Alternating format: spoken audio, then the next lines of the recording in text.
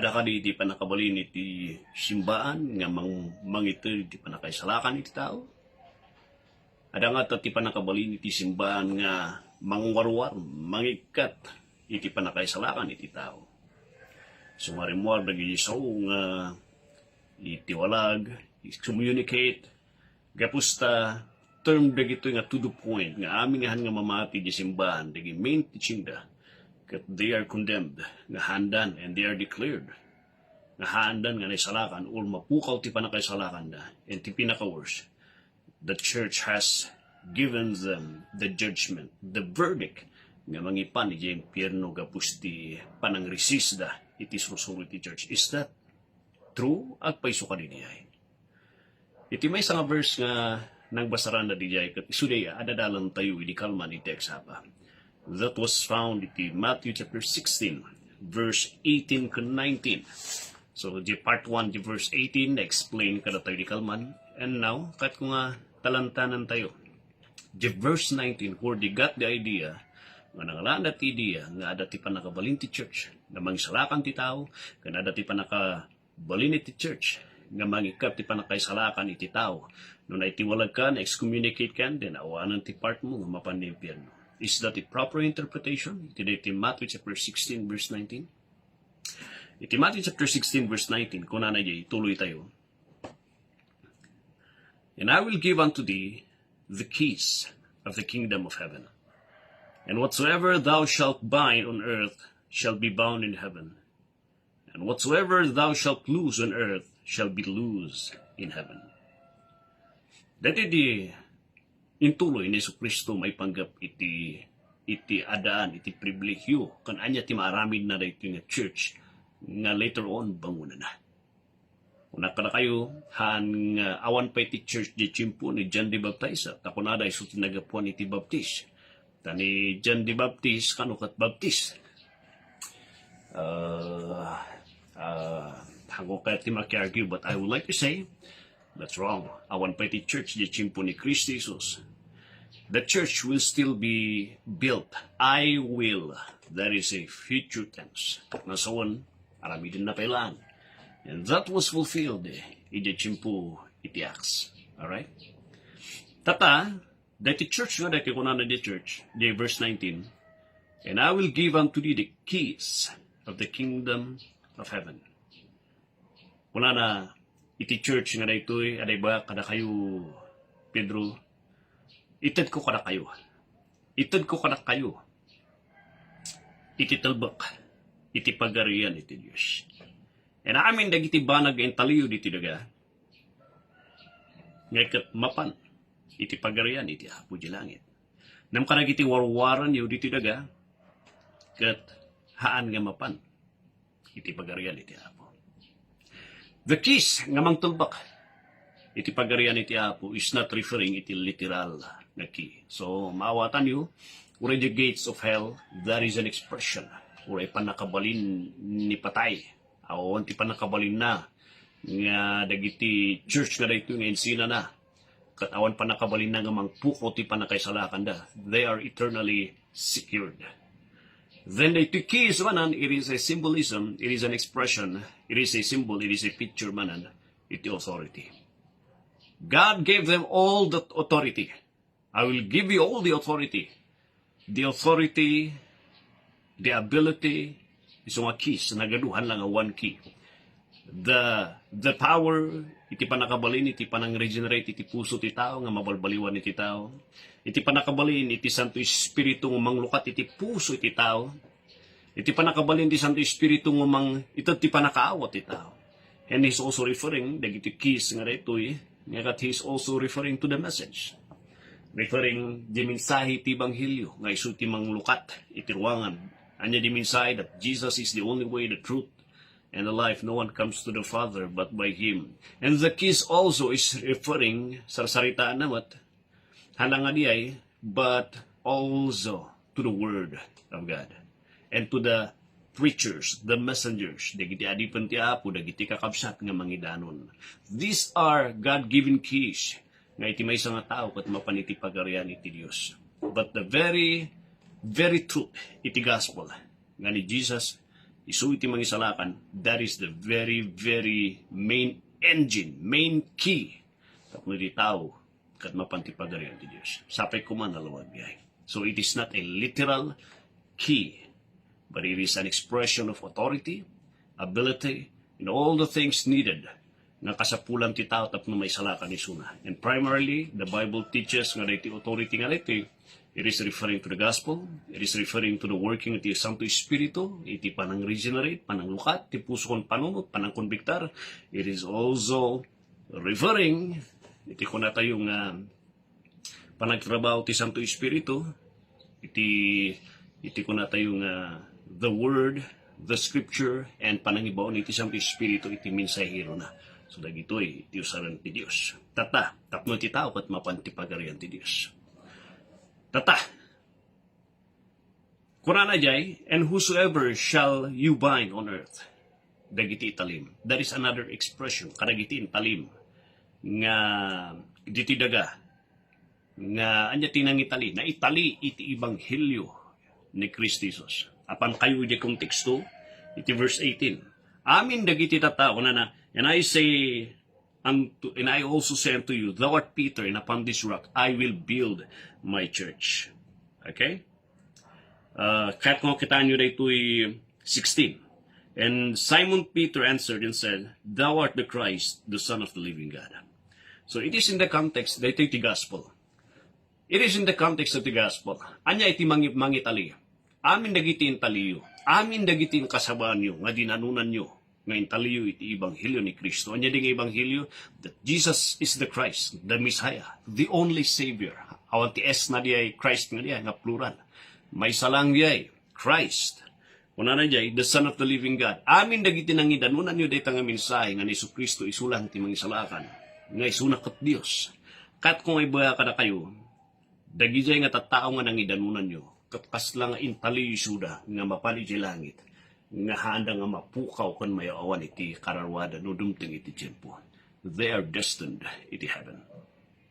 Nalawag diay. So like isang salita na rito, and whosoever shall na, and whatsoever thou shalt bind on earth, the binding is the panangitaliyo, dagitin taliyo, referring to the message of the gospel. Nga indano nyo ti mensahe, handa nga mapukaw. By the statement iti church, kastoy dagan niya. No indano iti church, dagiti Kristiyano, iti mensahe iti ibanghilyo. Nga ni Jesu Kristo kat mangisalakan kat iti maysa nga tao, nga ikat nagbabaw iti basol na kat inanay na ni Jesu Kristo iti perpekto nga dato na. The Bible declares kanyada, no talagang nagbabawi da. The Bible declares unto them, they are saved. Saved. They are sure iti heaven. Nam kadagiti na tao nga kunada, no iti maysa nga church kat nakita na iti maysa nga tao, nga kat haan mat nga indano na iti mensahe, kat haan na nga pinati, hanga na ipati, hanga na mati isuna iti mensahe, iti banghilyo. Kat kuna iti church nga, anya nga haan mo mat nga inawat ni Kristo Jesus nga manubot kan mangisalakan mo, dahil kang mapanji langit. By the authority of that testimony nga imbaga iti church, gapusta imbaga ti Bible nga masapol ti tao kat agbabawi, kanawatan na ni Kristo Jesus, and that man kathanang nga inawat ni Kristo Jesus. And the church says, gapustahan mo nga inawat ni Kristo Jesus, nga isu ni Kristo, kat isukod Diyos nga makaisalakan kanyam, haan ka nga may salakan. By the affirmation and the confirmation iti truth, nga binaklay iti church, nga indano na, iti may nga tao nang rejectar, iti mensahe nga mangisalakan nga isu iti tulbo. Pinaka mensahe nga mangisalakan ti tao, nga ni Kristo, na Jesus kat isu ti Kristo. By the witness iti Dios, God affirms that testimony iti church, nga agpaiso. Nga ibagbaga iti Dios, wen nga rod. Gapustahan mo pinati iti mensahe nga inbagak, nga ni Christ, ni Jesus kat isu ti Kristo lang, kat Dios nga makaisalakan ka na kayo. Usto, iti inbagay iti church, iti Christians, dagiti nang idano kada kayo iti mensahe. Nagapustahan nyo nga inawat iso na nga manubot kan mangisalakan nyo. Awan iti lugar iti pagariak. So that's the point. Iti verse 19 nga ito. So I hope and I pray, maawatan nyo, nag-interpretasyon na rito, kat the church power, iti panakabalin, iti church, nga mangidanon ti kararwa, iti tao, does not lie hanga nagtalinaan, iti adati bukod nga self-power, but rather iti mensahe iti church nga mangisalakan, nga iti tao kat maisalakan iti langit, kat nakadipindar iti mensahe nga idano na iti tao, nga mangibalod, mangitali, iti tao nga mapanjilangit. And the perfect one that will bind, iti perfecto nga mangitali, iti kararwa ti tao nga mapanit, iti pagarian iti Diyos. So this is just a picture, it is just a symbol, nga mangitali iti tao nga mapanit, iti pagarian iti tao katitoy. It is the message that was said, 13, 14, 15, 16, nga ni Kristo kat, ni Jesus kat isu iti Kristo, nga anak ti si Biblia nga Diyos. Nga manakabalin, kung Diyos isuna, kahit nangasawan, the Son of the living God. Anybody who would believe that Jesus isu ti Kristo, kat Diyos isuna. And by faith, na nagbabawi isuna, kuna iti sa ti Apo, na itali isuna iti Ebanghelyo ni Kristo, and He is bound iti heaven. But anybody, kuna tayo, no sino man karakay nga mang-rejectar, indano ni ti church, iti mensahe, iti mangsalakan.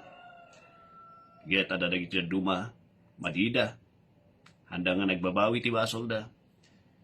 By the truth nga naipresentar, handa nga makita ti panagbabawi, and when the church says, hangkamat nga nagbabawi ti basol mo, hamumot nga nanay ni Kristo Jesus, and when the people, hangkan sanay salakan kapsan. Kuna iti sa Hapo. God gave the authority to church.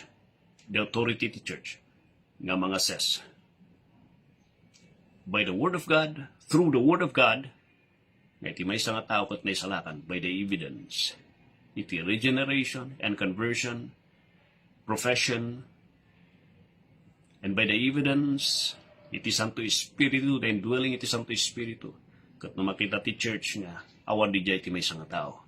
The church has the right to say, by the word of God, by the evidences iti sao ti Diyos, the church has the right to say, hanggang sanay salakan kapsat. There is no evidence ti Santo Espiritu. There is no evidence of repentance. There is no evidence of genuine faith. There is no evidence of genuine conversion. Yes, you profess. Nagpatingga ka lang jay. Ngam awan dagiti ebidensya at importante nga magpanakmak nga sigakat na isalakan. So I think, hakaw yung isalakan. Maawatan tayo dito kini Pablo kani Pedro. Apay sino ni Pablo kung sino ni Pedro nga manguukom nga may bagbagay ti verdict nga na isalakan. Kung ni Pablo, hakain sa na isalakan. Examine yourself whether you are in the faith. Kung ni Pedro, kasla kayo nga baboy, kan aso nga sinubliyo ti sarwayo, kan nagsubi kay ti pitak ti baso. Make sure that your election, ti panakaisalakan nyo, may isa kayo nga talaga nga pudpuno nga isalakan. Kung natitaw ta, who are you to judge? God gave the church, the Christian, to judge the people, to tell them nga handa na isalakan by the evidences of salvation that was written in the Word of God. Haan nga mabaling nga ibaga ti church, hanggang nga na isalakan without iti basis. Gapusta, rinejectan mo natin nga church, hanggang nga membro dito, hanggang nga na isalakan. The basis of declaring iti church nga ti maysa nga tao kat nga na isalakan, it should be not gapusta in mikat iti sikta, but it should be in the gospel and in the evidence, iti repentance, indwelling ti Santo Espiritu, and conversion. That should be the basis. Kung right iti church, nga mangibaga ti may nga tao, baka haka na isalakan kapsat. But to say, kapustain madayiso na, nagdetach iti membro na, ti membership na, hanga na isalakan, tahanan nga membro, may katitisik ta tayo. Ay, hanga nga na isalakan na ita, awanan ta asosasyon tayo. You're wrong, nang kita ang biyay. Our only authority to tell somebody nga na isalakan is the authority of the Scripture. Hope nga nalalawagan kayo. Iti verse 19 right. God bless you and blessed day, kakapsan.